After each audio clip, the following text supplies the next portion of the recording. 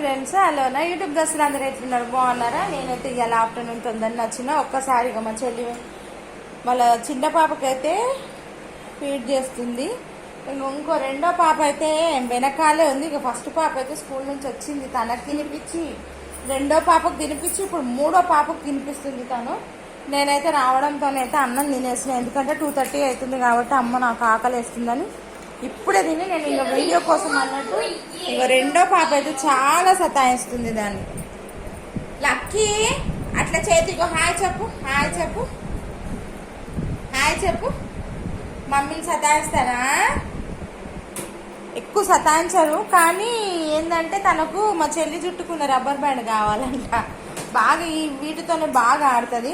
పాప పెద్ద పాప కూడా ఎక్కువ విసికియదు, మంచిగా అన్నం తింటుంది, ఆడుకుంటుంది. ఇప్పుడైతే కొంచెం తెలివికి వచ్చింది. పెద్దగా అవుతుంటే పిల్లలు తెలివి వస్తారు.